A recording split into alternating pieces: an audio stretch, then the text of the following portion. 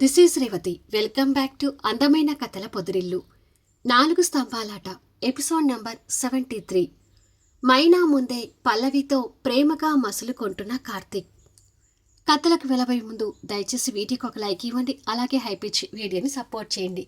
Stories నచ్చినట్టయితే మన ఛానల్ని తప్పకుండా షేర్ చేయండి. ఇక కథలకు వెళ్ళిపోదాం. విషయం తెలుసుకున్న జయరాం గారి దంపతులు, మట్టయ్య దంపతులు హాస్పిటల్కి చేరుకుంటారు. స్పృహ తప్పి ఉన్న పల్లవిని చూస్తూ, అమ్మ పల్లవి అంటూ మట్టయ్య భార్యతో కలిసి తన దగ్గరికి వెళ్తాడు. కూతుర్ని అలా చూసి కంటతడి పెడుతుంటారు. జయరాం గారు, జయంతి గారు కూడా పల్లవిని అలా గాయాలతో చూసి కంగారు పడుతుంటారు. డాక్టర్స్ ఏమన్నారు కార్తీక్ అని అడతారు జయరాం గారు. మైనాని తనకి ట్రీట్మెంట్ చేస్తుంది నానా, ఏమీ కాదని చెప్పింది, కాసేపట్లో తను స్పృహలోకి వస్తుందంట అని చెప్తాడు కార్తీక్. మట్టయ్య, రాజ్యం కూతుర్ని అలా చూసి కంటతడి పెడుతుంటే కార్తీక్ కూడా వాళ్ళ బాధని అర్థం చేసుకుని, ప్లీజ్ మీరు బాధపడకండి, పల్లవికి ఏం కాదు అని ధైర్యం చెప్తాడు. ఈలోపుగా మైనా మెడిసిన్స్ తీసుకుని వచ్చి పల్లవి కోసం బాధపడుతున్న అందరినీ చూస్తుంది. జయంతి మళ్ళీ తన గురించి మైనాని అడిగి తెలుసుకుంటుంది. వరి ఏమీ లేదు, ఇప్పుడు ఇంజెక్షన్ చేస్తాను, కాసేపట్లో స్పృహలోకి వస్తుంది అని చెప్పి మైనా తనకి ఇంజెక్షన్ చేస్తుంది. గాయాలతో కనిపిస్తున్న తనని చూస్తుంటే కార్తీక్లో కూడా దుఃఖం ఆగటం లేదు. కొద్దిసేపటికి కార్తీక్, జయరాం గారు హాస్పిటల్ బయట గార్డెన్లో నిలబడి ఉంటారు. అసలు నువ్వేనా ఆ ముకుందు గురించి కాస్త ఆలోచించాల్సింది. అసలు వాడిని ఫస్ట్ చూసినప్పుడు నాకు కూడా అనుమానంగానే అనిపించింది అంటాడు జయరాం గారు. ఏదో ఆశకి వెళ్ళి చివరికి పల్లవిని ఇబ్బంది పెట్టాను నానా అంటాడు కార్తీక్ బాధపడుతూ. కొడుకు 2 కోట్లు వాడికి ఇచ్చిన విషయం గుర్తొచ్చి, మరి వాడికిచ్చిన డబ్బు ఎలారా అని అడుగుతాడు. పోతే పోనివు నాన్న డబ్బు, ఇప్పుడు నేను ఆ డబ్బు గురించి ఆలోచించడం లేదు. అసలు నేను వెళ్ళటం లేట్ అయి ఉంటే పల్లవి పరిస్థితి ఏమయ్యేదో తలుచుకుంటేనే హడలిపోతున్నాను. ఏమైనా పల్లవి బాధని అర్థం చేసుకోకుండా నిర్లక్ష్యం చేస్తూ తనని చిక్కుల్లో పడేశాను నానా, తప్పంతా నాదే అని చెప్తూ బాధపడుతుంటాడు. కాస్త దూరంలో ఉన్న మైనా కూడా ఆ మాటలు వింటూ అక్కడికి వచ్చి, పల్లవి స్పృహలోకి వచ్చింది కార్తీక్ అని చెప్తుంది. అది వినగానే పల్లవిని చూడటం కోసం కార్తీక్ ఆగ మేఘాల మీద పరిగెత్తుతూ వెళ్తుంటాడు. వెళ్తున్న కార్తీక్ వైపు మైనా ఒక రకమైన భావంతో చూస్తుంటే జయరాం గారు కూడా పల్లవి కోసం పరిగెత్తుతూ వెళ్తున్న కొడుకుని చూసి తర్వాత మైనా వైపు చూస్తాడు. మైనా బాధపడుతూ జయరాం గారిని చూసి ఆ తర్వాత మౌనంగా అక్కడి నుంచి వెళ్ళిపోతుంది. పల్లవిని చూడటం కోసం కార్తీక్ ఆగ మేఘాల మీద పరిగెత్తుకుంటూ పల్లవి దగ్గరికి వచ్చేసరికి బెడ్ రెస్ట్కి ఆనుకొని ఉన్న పల్లవి వాళ్ళ అత్తగారిని హక్ చేసుకుని ఏడుస్తుంటుంది.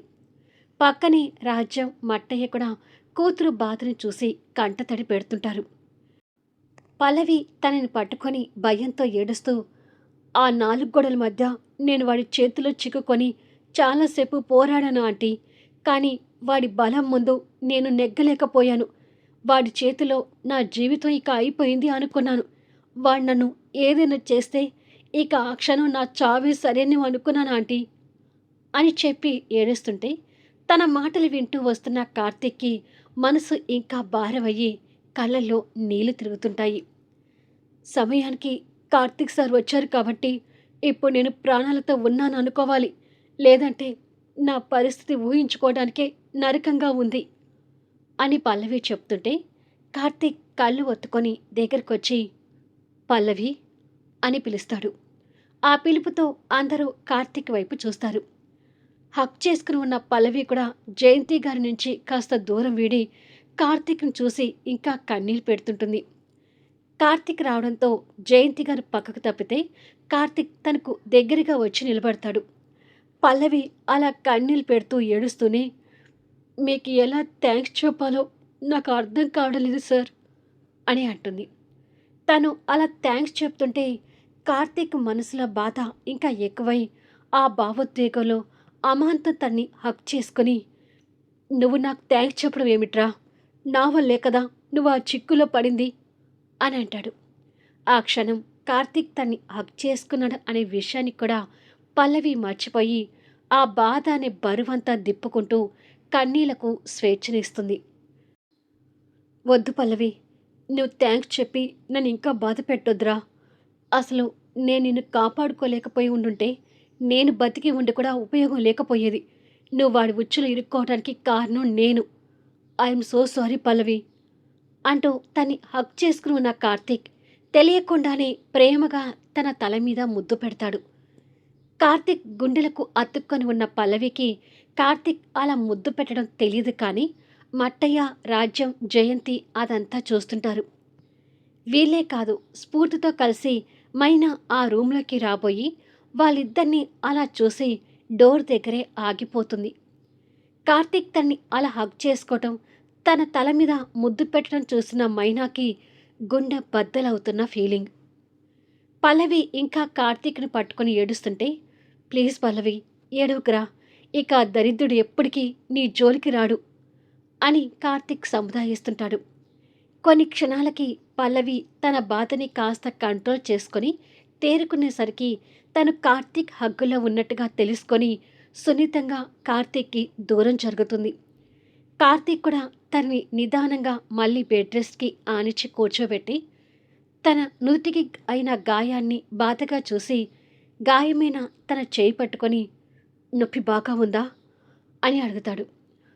కొంచెం పెయిన్గా ఉంది సార్, అయినా పర్వాలేదు, తట్టుకుంటాను అని చెప్తుంది.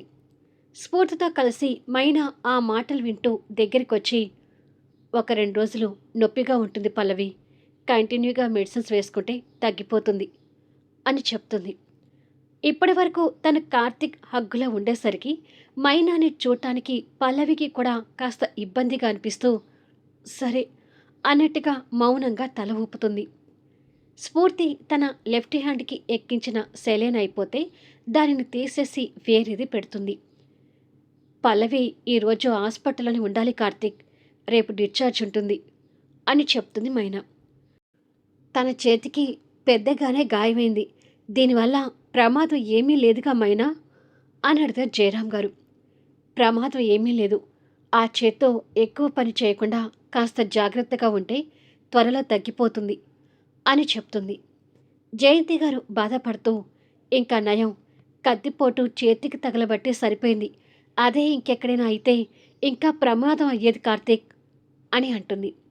జయంతి గారు అలా అనగానే పల్లవి తన ప్రాణాన్ని రిస్కులో పెట్టి అతని ప్రాణాలు కాపాడటం కోసం ఆ గాయం చేసుకుందని కార్తీక్ మరొకసారి గుర్తొచ్చి కళ్ళల్లో నీటి చెమ్మలు తేలుతూ, అసలు పల్లవి నాకు అడ్డు రాకపోతే ఆ కత్తి నాకు తగలాల్సిందమ్మా, కానీ తను అడ్డు వచ్చి నన్ను కాపాడింది అని అంటాడు. కన్న కొడుకు ప్రాణాలు కాపాడిందని అభిమానంతో జయంతి గారు తనని ఇంకాస్త ప్రేమగా చూస్తూ పల్లవి తల నిమురుతుంటుంది. అది విని రాజ్యం, మట్టయ్య కూడా కూతురు వైపు అభిమానంగా చూస్తుంటారు. కాలేజీలో మౌనికకి క్లాస్ బ్రేక్ ఇవ్వడంతో ఫ్రెండ్స్తో కలిసి ఫోన్ చూసుకుంటూ కాలేజీ ఆవరణలో ఉంటుంది. ప్లేగ్రౌండ్లో వినయ్ ఫుట్బాల్ ఆడుతుంటాడు. తన పక్కన ఫ్రెండ్స్ వినయ్ గేమ్ ఆడటం చూసి, వినయ్ చదువులోనే కాదే, గేమ్స్లో కూడా యాక్టివ్గా ఉంటాడు అని అంటుంటే ఆ మాటతో మౌనిక తల ఎత్తి ప్లేగ్రౌండ్లో ఉన్న వినయ్ వైపు చూస్తుంది. ఏమైనా వినయ్ ఆల్రౌండర్ అని చెప్తూ ఉంటే వినయ్ గురించి పొగడటం నచ్చక, అలాంటి ఆల్రౌండర్స్ చాలామంది ఉంటారులే, అతన్ని మరీ నెత్తికెక్కించుకోకండి అని అంటుంది మౌనిక. వినయ్ గురించి పొగిడితే అసలు ఊరుకోవేంటే, అసలు మీ ఇద్దరికి పడదేంటి అని అడుగుతుంది ఫ్రెండ్. ఎంతైనా వరసైన వాళ్ళు కదే, ముందు గొడవ పెట్టుకొని ఆ తర్వాత లవ్లో పడతారేమో అంటుంది ఇంకొక ఫ్రెండ్. అదేమీ లేదు, నేను అతను లవ్ చేయడం ఏంటి అని మౌనిక అంటూ ఉండగా జయరాం గారి దగ్గర నుంచి ఫోన్ కాల్ వస్తుంటుంది. మా నాన్న ఇప్పుడు ఫోన్ చేస్తున్నాడేంటి అని అనుకొని ఫోన్ లిఫ్ట్ చేసి హలో అని అంటుంది. అమ్మ మౌనిక, ఇప్పుడు నీకు కాలేజీలో బ్రేక్ కదా అని అడిగారు జయరాం గారు. అవును నాన్న అని సమాధానం ఇస్తుంది. మీ వదిన పల్లవి చిన్న గాయాలతో హాస్పిటల్లో అడ్మిట్ అయింది, కాలేజ్ వదిలేసి మీ వదిన చూడటానికి రామ్మా, అందరూ వచ్చి చూస్తుంటే తనకి కాస్త ధైర్యంగా ఉంటుంది అని చెప్తాడు. మౌనిక కంగారు పడుతూ, అసలు పల్లవి వదినకి ఏమైంది నాన్నా అని అడుగుతుంది. వచ్చాక అన్ని విషయాలు చెప్తానులే. అలాగే వినయ్కి ఫోన్ చేస్తుంటే ఫోన్ లిఫ్ట్ చేయడం లేదు. ఈ విషయం వినయ్కి కూడా చెప్పు. బట్ వాళ్ళ అక్క గురించి విని కంగారు పడతాడేమో. వర్రీ అవ్వాల్సిన అవసరం లేదని చెప్పు అని అంటాడు. సరే నాన్న, వినయ్కి చెప్పి నేను వెంటనే బయలుదేరి వచ్చేస్తాను అని మౌనిక ఫోన్ పెట్టేస్తుంది. ఏమైంది మౌనిక అని తన ఫ్రెండ్స్ అడగగా వాళ్ళకి ఉన్న విషయం చెప్పి ప్లేగ్రౌండ్లో ఆడుతున్న వినయ్ దగ్గరికి వెళ్తుంటుంది. తన ఫ్రెండ్స్ అది చూసి, వినయ్ అంటే తనకి ఎంత కోపం ఉన్నా ఇలాంటి సందర్భాల్లో కలుసుకోకుండా ఉండరు కదా, ఇలా కలుసుకునే క్రమంలోనే వాళ్ళ మధ్య ప్రేమ పుడుతుందేమో చూడాలి అని అనుకుంటారు.